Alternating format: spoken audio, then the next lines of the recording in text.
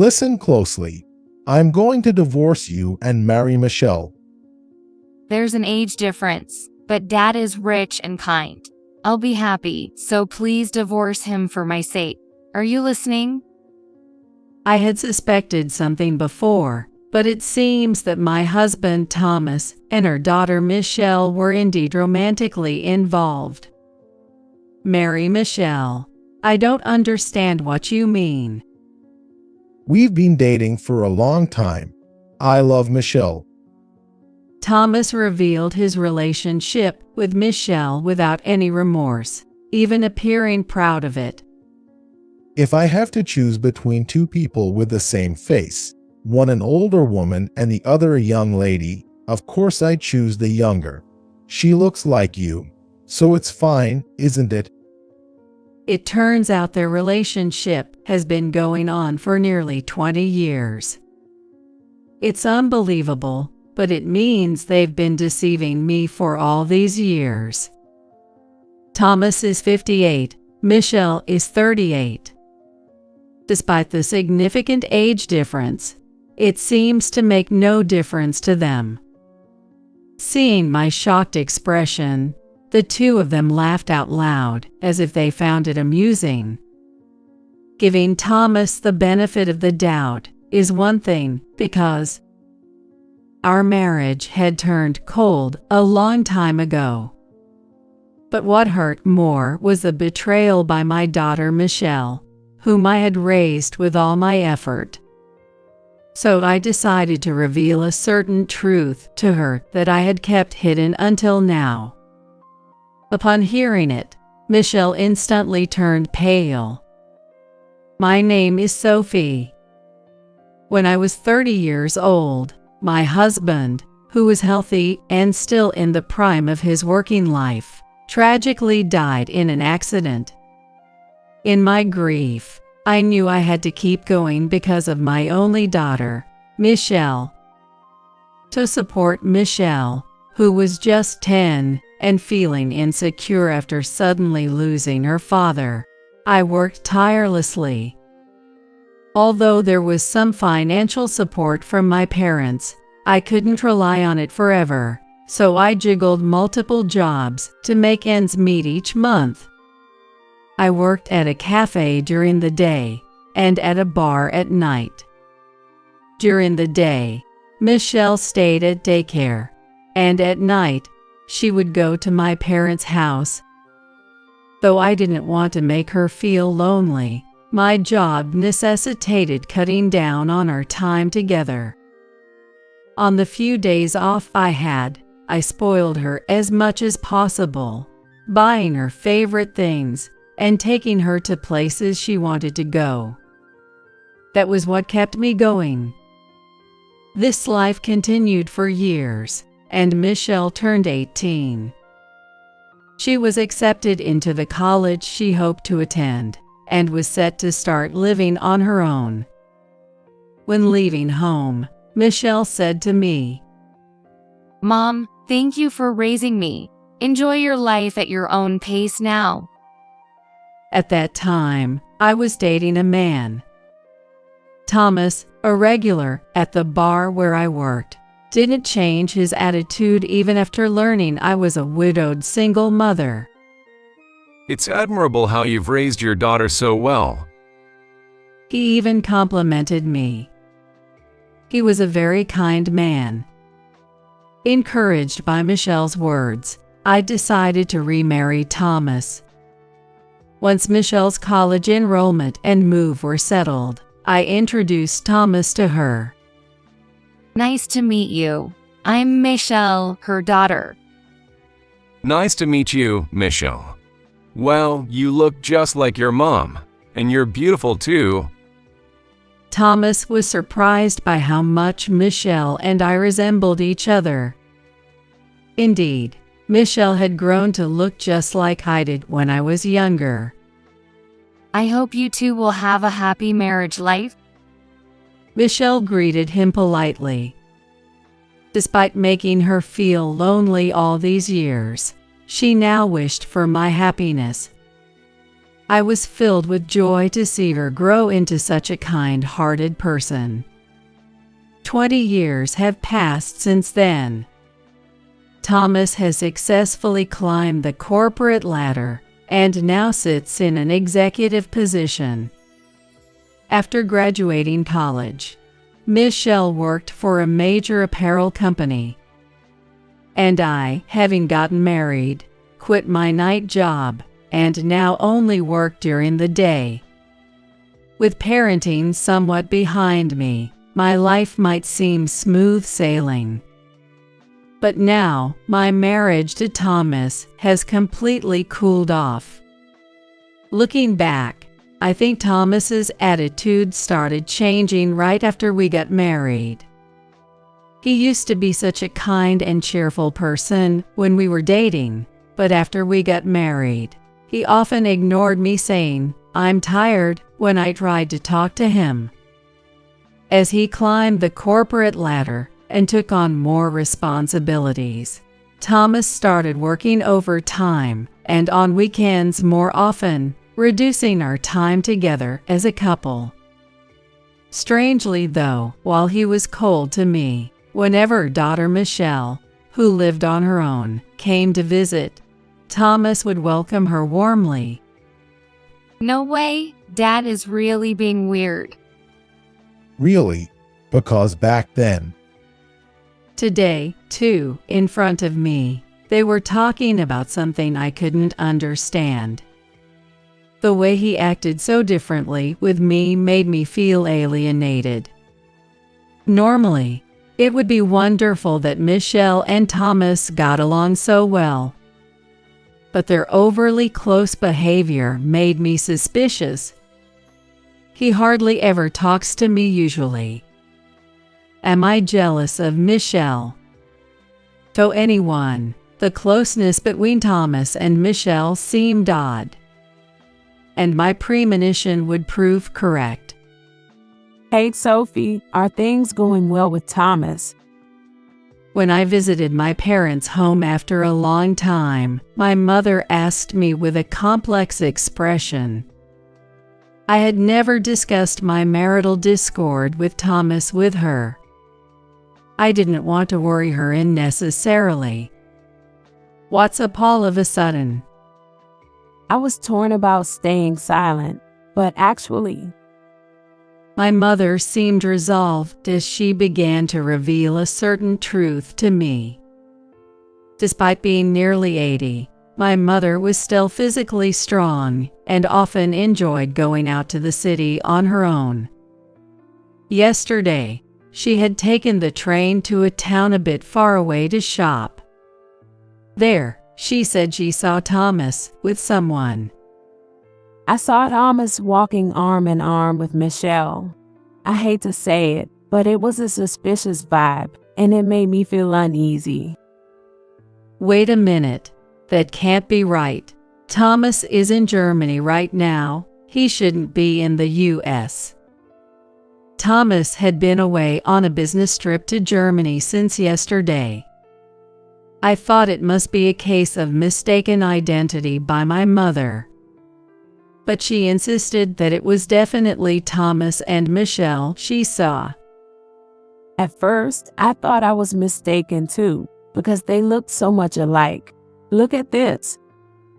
My mother took out her phone, pressed some buttons, did some navigating, and then showed me the screen. There, indeed, were Thomas and Michelle, walking arm in arm. How can this be? Why? Oh my, I knew it wasn't a mistake. What could this mean? Why was Thomas, who was supposed to be on a business trip in Germany, walking so intimately arm in arm with Michelle? On paper, the two are parent and child, but they share no blood relation. And in the photo, they looked more like lovers than parent and child. Could they be hiding something from me? No, that can't be. I couldn't bear the thought, but it sent shivers down my spine. I had to find out for sure. so I immediately called Thomas. After several rings, a disgruntled Thomas answered. What's the rush? I'm still outside. If it's not urgent, let's talk later. Hey, where are you now? You're on a business trip, right? Of course. I just arrived at the airport in destination. However, listening closely, it didn't seem like Germany at all. The conversation and announcements I unexpectedly heard were all in English. Hey, I just heard English. Are you really in Germany? Well, that was a colleague's voice. Others are here on the trip too. We're about to go through customs. I'm busy, so I'm hanging up. Thomas hung up the phone unilaterally, flustered by my pointing out. His behavior was clearly suspicious. Following that, I gave Michelle a call. Hello, what is it, Mom? Michelle answered my call with a very normal demeanor. Hey Michelle, where are you right now? I asked Michelle the same question I had asked Thomas. Oh, where? I'm out eating with a coworker, but what about it? Michelle's tone was utterly calm. No, it's nothing. Sorry for calling suddenly. I hung up the phone. Michelle seemed far from lying, but I noticed something. The lively music and announcements that flowed in the background while I spoke with Thomas earlier. The same sounds were in the background of Michelle's call. Just as my mother said, the two were secretly together at the same place. I was sure of it. Days passed with this uneasy feeling, and Thomas's 60th birthday was approaching. The plan was to host a birthday party at home with Michelle invited. I was reluctant to meet Michelle considering my suspicions about their relationship, but I couldn't just cancel the gathering abruptly, so I suppressed my feelings and prepared for the birthday. On the day, Michelle arrived as scheduled. Here you go. A gift for Dad. You said you liked this before, right? I found it at the store and thought you'd be pleased. Michelle handed Thomas a bottle of wine. Indeed, his favorite brand. Oh, you remembered. I'm delighted. Let's drink it together right away. Hey Sophie, hurry up and get the food ready. Contrary to his behavior with Michelle, Thomas treated me almost like a maid. Even as we sat down at the table to start eating, the two of them flaunted how well they got along. Hey, when did you two get so close? It feels unusually close, doesn't it? I couldn't hold back anymore and spoke sarcastically. Then Thomas smirked maliciously. Hey, what's the matter? Are you worried? Well, it's a good opportunity. I think it's time I told you the truth. While acting all mysterious, Thomas pulled a piece of paper from his pocket and thrust it in front of me. It was a divorce paper, already filled out with the signature of Thomas. I'm sick of living with you. Let's get divorced. Huh? You can't just spring this on me all of a sudden. Ignoring my confusion, Thomas and Michelle began to say something unbelievable. Listen closely. I'm going to divorce you and marry Michelle. Marry Michelle? Why? Why all of a sudden? I don't understand. It's not sudden. We've been dating for a long time. I love Michelle. It seems Thomas and Michelle indeed had a romantic relationship. Thomas was not the least bit remorseful. In fact, he seemed almost proud as he disclosed his relationship with Michelle. If I have to choose between two people with the same face, one older and one younger, it's obvious I choose the younger one. Thomas said that from the first time he met Michelle, he fell for her, not me. The relationship started right after we got married, almost 20 years ago. It's unbelievable, but it means they've been deceiving me all these years. Thomas is 60, Michelle is 38. Despite the significant age difference, it seems to make no difference to them. Unlike you, the nagging old lady, Michelle is kind and, above all, young. She looks like you, so that's good enough. It wouldn't be an exaggeration to say I love you too. It's actually for the better. There's an age difference, but Dad is rich and kind. I'll be happy, so please divorce him for my sake. Are you listening? Stunned into silence by what was happening, Michelle laughed at me mockingly.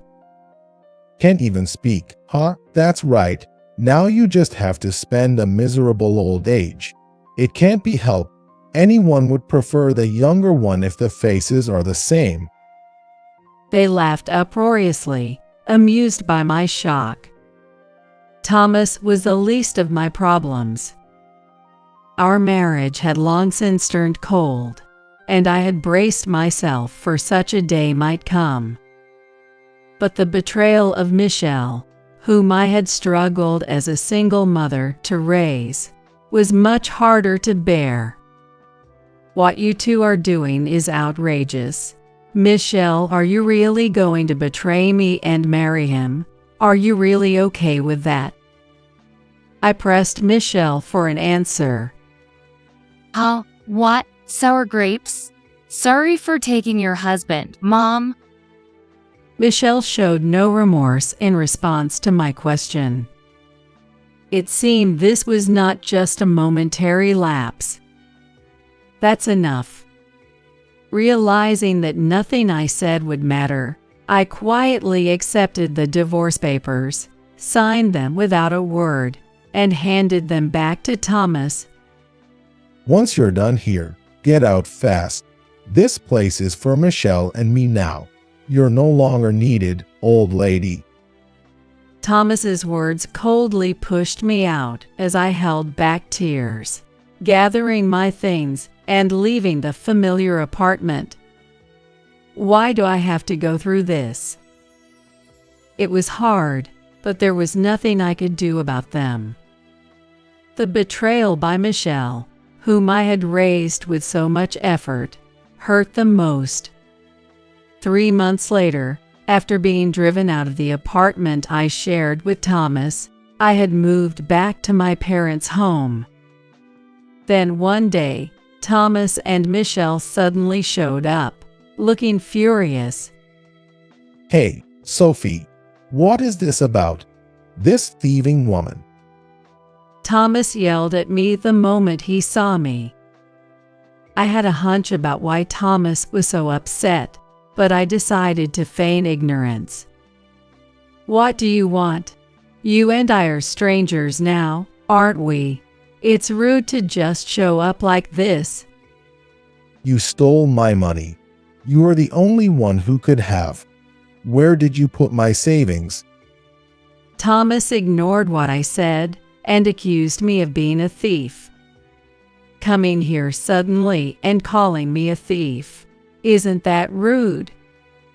The rent and utility bills have stopped being paid, and we've been getting collection notices. I'm asking where you put my money. In fact, I had been paying the rent and utilities for the apartment Thomas had lived in with the money I earned from my work. Thomas had always been reckless with money, spending his salary as soon as he got it. Ideally, he should have lived within his income, but he was spending beyond his means, so his salary was never enough to cover our expenses.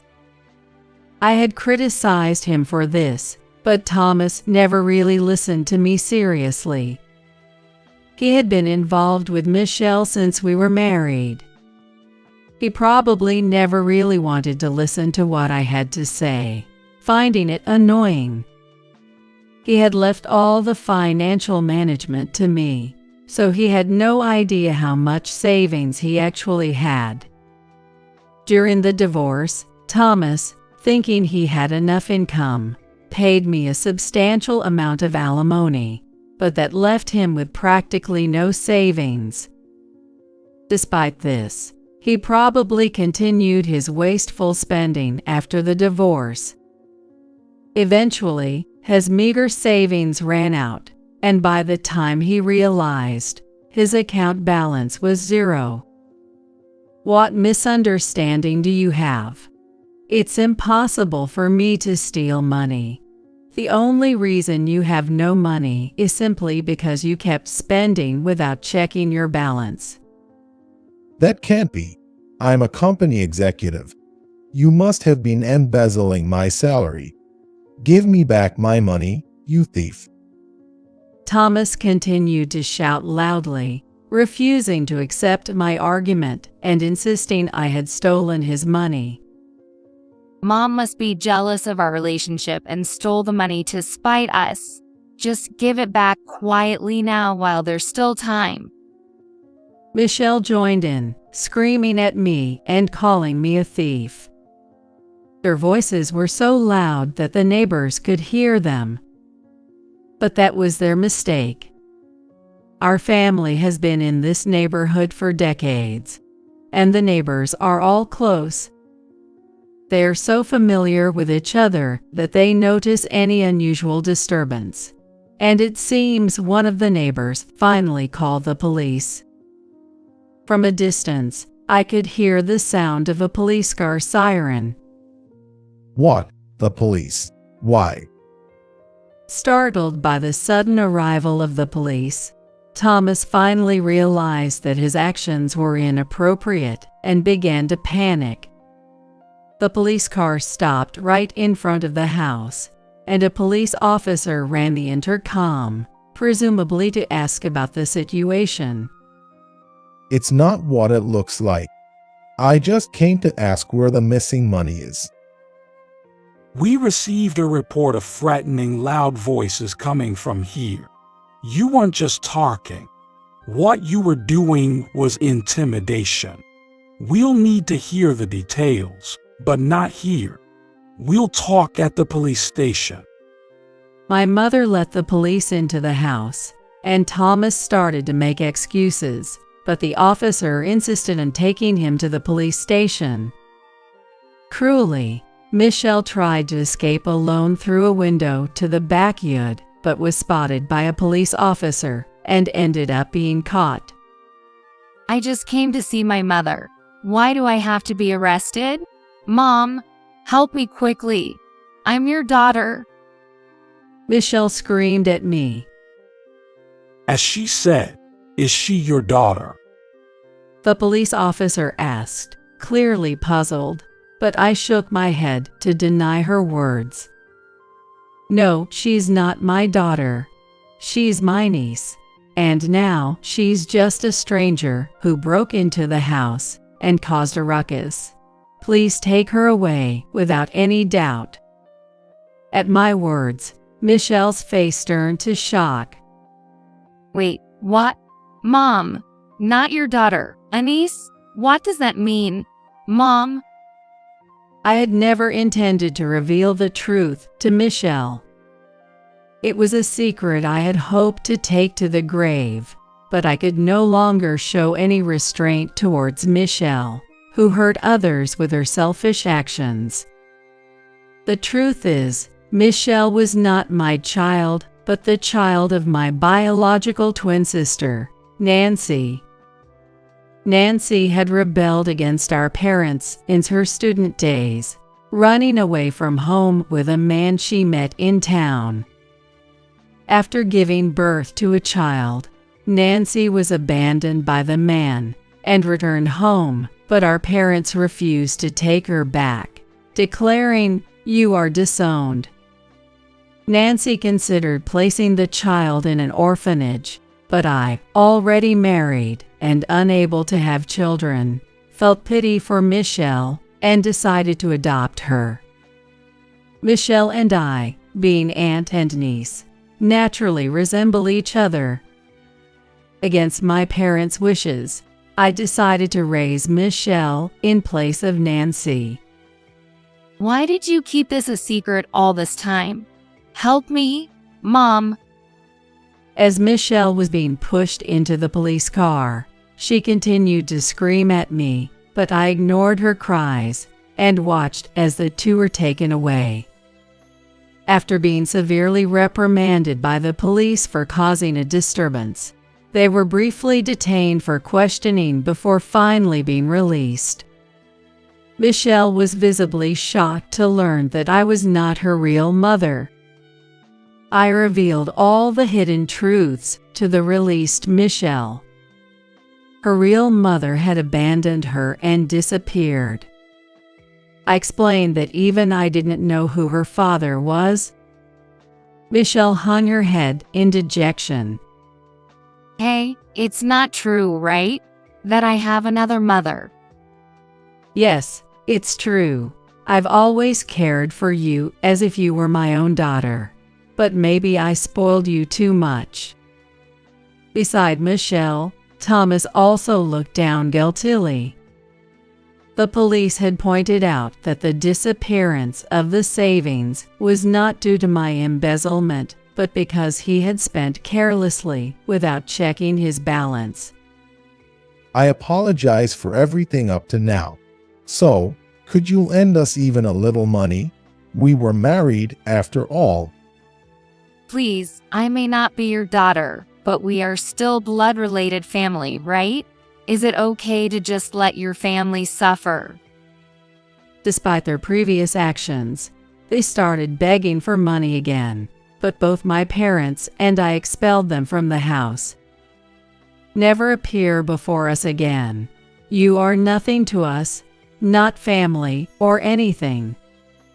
Rejected harshly by us, they then tried to borrow money from Thomas's parents and friends. However, Thomas's reputation as a man who had betrayed his wife and had an affair with her daughter spread, and no one was willing to lend them money. Finally realizing they had to live within their means, they began to live in a small apartment. But then, a woman in her 60s wearing too young makeup and an age-inappropriate miniskirt suddenly visited Michelle.